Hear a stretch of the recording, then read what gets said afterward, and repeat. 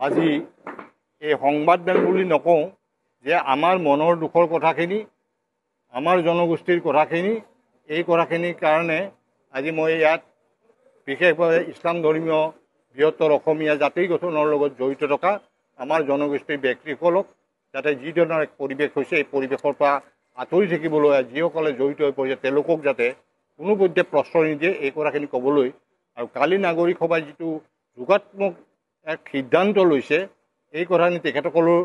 এই সভাত অংশগ্ৰহণ কৰা বা প্ৰতিনিধি আজি উপস্থিত আছিল তেখেতসকলৰ কালি গোটেই কথাখিনি আমি আমাৰ ওচৰত দাঙি ধৰিছে আৰু আমি এই যোগাত্মক কথাখিনিকে পূৰ্ণ সমৰ্থন জনাই যিটো বাৰ্তা আজি অসমলৈ ইতিমধ্যে গৈছে বিভিন্ন ঠাইত এই বছৰটো যথেষ্ট পৰিমাণে ইয়াত শক্তিশালীভাৱে ই প্ৰতিষ্ঠিত হ'বলৈ গৈ আছে ইয়াত বিনষ্ট হোৱাৰ লগে লগে আমাৰ শিৱসাগৰৰ বিনষ্ট নিয়ন্ত্ৰণ হ'লেও সেইটো বৰপেটাত আৰু মানে আপোনাৰ জুৰিয়াত নহয়গৈ গতিকে গোটেই দিশটো আমি চাব লাগিব গতিকে মই ইয়াতে আমাৰ প্ৰতিটো জাতিৰ জনগোষ্ঠীৰ যাতে আমি যিখিনি অসমীয়া বৃহত্তৰ জাতিৰ লগত জড়িত আমি যাতে এখন ভুল তথ্য আৰু ভুল প্ৰতিচ্ছবি আমি দাঙি ধৰি বিভিন্ন বিতৰ্কমূলক বক্তব্য ইউনুছ তামুলীৰ ক্ষেত্ৰতে আহিছে বা কেতিয়াবা আমাৰ শৃংখল চলিয়াৰ বিৰুদ্ধে চিটু বৰুৱাৰ বিৰুদ্ধে আহিছে এই কথাখিনি কালি আলোচনা হৈ গৈছে মই ক'বলৈ নাযাওঁ কাৰণ ৰমু চলিয়া ইয়াতে পিতৃস্বৰূপভাৱে মোৰ লগত যেতিয়া জড়িত মৃত্যুৰ আগদিনাখন মোৰ লগত কথা পাতি গৈছে গতিকে এই কথাখিনিয়ে মই ৰমু চলিয়াৰ প্ৰতিও শ্ৰদ্ধা জনাইছোঁ তেওঁৰ যিটো চিন্তাধাৰা যাতে শিৱসাগৰবাসীয়ে ৰাইজে প্ৰতিফলিত কৰিব পাৰে আগন্তুক দিনত গতিকে এই কথাটো মই ভাবিলোঁ শৃংখলক পালেও মই মাতি নি ক'লোহেঁতেন মোক লগ পাম বুলি ক'লে কিন্তু কালিৰ পৰা সেই চুইচ অফ আছে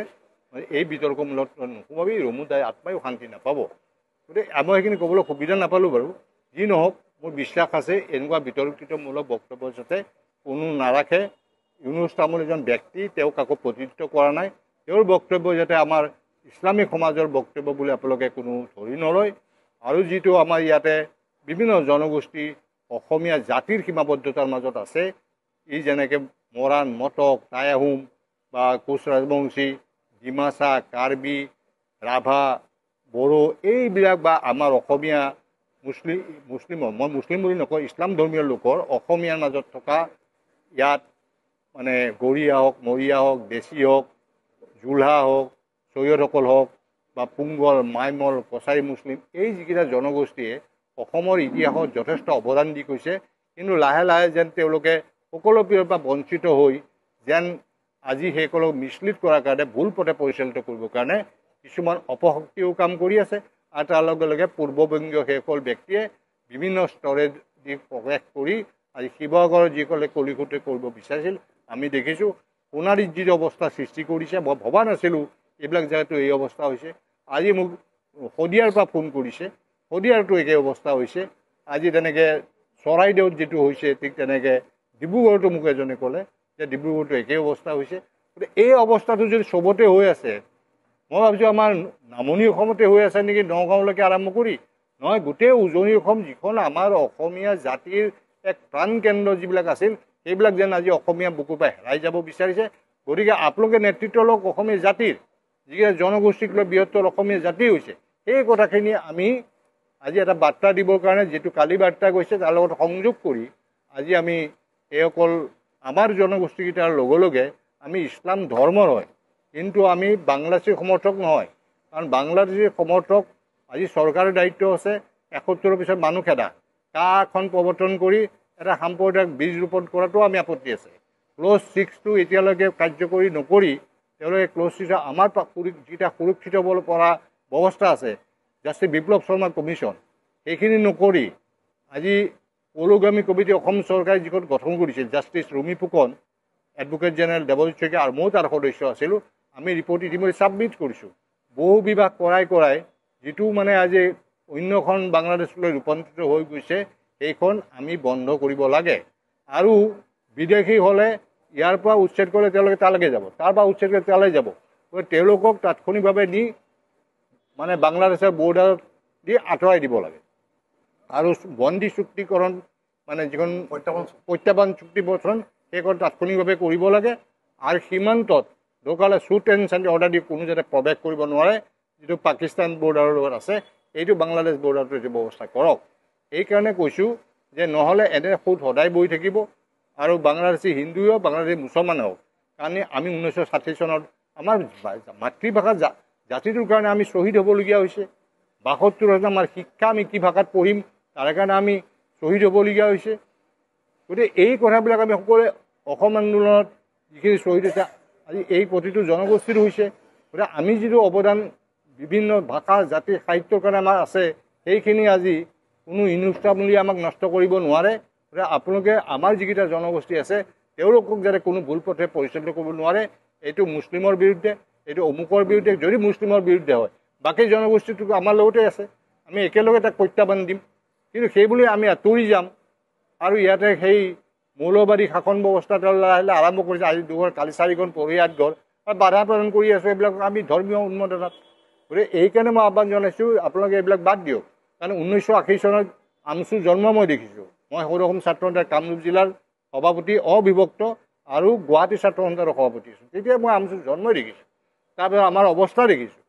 আজিও কৈছোঁ যে এইবিলাক বস্তুৰ পৰা আপোনালোকে আঁতৰি থাকক মই বিশেষকৈ আমাৰ ইছলাম ধৰ্মীয়সকলক যিকেইটা জাতি আছে সেইকেইটাক কৈছোঁ আৰু চৰকাৰক মই আহ্বান জনাম যে আমাক লোকপ্ৰিয় কৰিম বুলি ক'লে গণনা কৰিম বুলি ক'লে আজিলৈকে কিন্তু আৰম্ভ নকৰিলে আমি পাবলগীয়া সুবিধাৰ পৰা আমি সদায় বঞ্চিত হৈ আছোঁ আমাৰ নামত অহা কেন্দ্ৰীয় চৰকাৰ ৰাজ্য চৰকাৰ আটাইবোৰ অনুদান কোনোদিন শিৱসাগৰ ডিব্ৰুগড় যোৰহাট নাযায় এই ৰূপহীৰ পৰা ঢিঙলৈকে ইপিনে বৰপেটাৰ পৰা জনিয়া মন্দিৰলৈকে সীমাবদ্ধ হৈ থাকে এখন চাইকেলো নাপায় এখন খেলাও নাপায় এই কথাবিলাক ক'বলৈ যাওঁতে মোক কিমান আক্ৰমণ কৰিলে এটা সময়ত 2006 চনত গতিকে এই কথাবিলাকে কিন্তু আপোনালোকে গুৰুত্ব সহকাৰে ল'ব লাগিব আৰু সেইকাৰণে মোৰ যিকেইটা ইছলাম ধৰ্মীয় আমাৰ গোষ্ঠী আছে সেইসকলে যাতে এইটো প্ৰশ্ৰয় নিদিয়ে মই কোৱা নাই মাৰপিট কৰিব লাগে জবৰদস্তি কৰি দিব নোৱাৰে আপোনালোকে প্ৰশ্ৰয় নিদিব মাটি বিক্ৰী কৰাটো বন্ধ কৰক ছোৱালী বিয়া দিয়াটো বন্ধ কৰক তেতিয়া অট'মেটিকলি আমাৰ সম্বন্ধটো ভালকৈয়ে থাকিব এতিয়া এটা বুৰ্খাৰ কথাটো ওলাইছে হয় এইটো আমাৰ সংস্কৃতি নাছিল হৈ গ'ল কৰি পেলোৱা হ'ল কাৰণ আমাৰ ল'ৰাই কোনোদিন ইমামত পঢ়িব নাযায় মাদ্ৰাছা শিক্ষা নলয় খুব কম সংখ্যক যিবিলাক ওলাই পূৰ্ববংগীয় হওক বৰাকবিলাকৰ চিলতিখিনিয়ে হওক তেওঁলোকে মছজিদে গৈ মানুহৰ মাজত এনেকুৱা এটা প্ৰভাৱ পেলাই দিয়ে গতিকে আমাৰ মানুহবিলাক ধৰ্মৰ প্ৰতি খুব আসক্ত হৈ সেই প্ৰভাৱত তেওঁলোক বন্দী হৈ পৰে এই দিশটো চাব লাগিব আমি গতিকে মই সকলো জাতি জনগোষ্ঠীক কওঁ আমাৰ বাহিৰেও আপোনালোকে সহায় কৰক যদি কোনোবাই বাংলাদেশীক প্ৰশ্ৰয় দিয়ে আপোনালোকে চৰকাৰক কওক যে এইখিনি বাংলাদেশী বা অবৈধভাৱে দখল কৰি আছে সেইখিনি অবৈধটো উচ্ছেদ হ'বই লাগিব যি ধৰ্মৰে হওক যি জাতিৰে নহওক মই ব্যক্তিগত লেভেলত যিখিনি পাৰোঁ চেষ্টাও কৰিছোঁ গতিকে আপোনালোকে সকলোৱে মিলি আজি অমুকৰ উৰিয়াম ঘাটত চবকে নটিচ দিছে চবকে নটিচ দিছে হিন্দুখিনিক দিয়া নাই আমাৰ মুছলমানখিনিক দিছে এটা ভুৱা তথ্য দিলে সেইখিনি তদন্ত কৰক তাই আহোমে কোচ ৰাজবংশীয়ে গৈ তদন্ত কৰক সঁচা নে মিছা যদি সঁচা হয় কিন্তু মইতো তদন্ত কৰিলোৱে এইটো সম্পূৰ্ণ ভুল তথ্য দিছিল এইখিনিত আপোনালোকে জেগাতে শেষ কৰিব লাগিব তেতিয়া গোটেই আমি জাতিটো খুব শক্তিশালী হিচাপে মানে আগন্তুক দিনত আমাৰ সন্মুখত অহা প্ৰত্যাহ্বানবিলাক নহ'লে যিটো জাতিৰ অৱস্থা হৈ গৈছে আমি সংখ্যা ল'বলৈ আহি আছোঁ এই কথা চিন্তা কৰিব লাগিব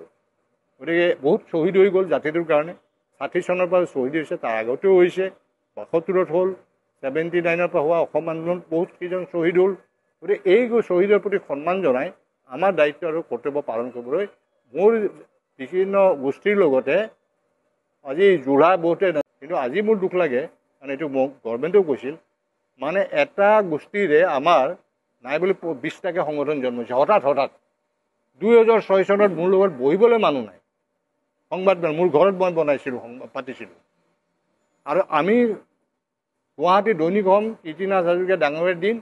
আৰু উজনি অসমৰ দৈনিক জনমভূমিৰ বাহিৰে কোনো বাতৰি কাকত আমি দেখা পোৱা নাছিলোঁ প্ৰথম মানে আপোনাৰ চেনেল মানে কেবুল এইটো আমাৰ মানে সঞ্জীৱ নাৰায়ণৰ চানমাৰী 2টা ঘৰৰ পৰা আৰম্ভ কৰা যি জড়িত আৰু এনি টেলিভিছন প্ৰথম ছেটেলাইট চেনেল সেইটোৰ পৰা আমি জড়িত তেনেকৈ বাকী এতিয়া লাহে লাহে সংবাদ জগতে বহুত ওপৰলৈ গুচি গ'ল গতিকে এই সংবাদ জগতৰ পৰা মই আশা কৰিম যে তেখেতসকলে যাতে আমাৰ এই যাত্ৰাটোত সহায়কভাৱে যোগাত্মক দিশটো তেওঁলোকে দেখুৱাই দিয়ে কাৰণ এইখন জাতিটোৰ কাৰণে এইখন অসম আমাৰ ক'তো স্থান নাই মই বাংলাদেশত যাব পাৰোঁ নেকি মোৰ জেগা আছে নেকি মই কেনেকৈ বাংলাদেশী সমৰ্থন কৰিম গতিকে এই কথাবিলাক আমি আমাৰ দৃষ্টিত ৰাখি আমাৰ গোষ্ঠী যিকেইটা আছে ধৰ্মত ইছলাম কিন্তু আমি জাতি হিচাপে অসমীয়া এই মানুহ যেনেকৈ ৰাখিব অন্যান্য জনগোষ্ঠীৰ সহযোগত আমি আগবাঢ়ি যাব বুলি মই আশা কৰি আৰু যদি আপোনালোকে কিবা কিবি এই বিষয় লাগে মই দিবলৈ প্ৰস্তুত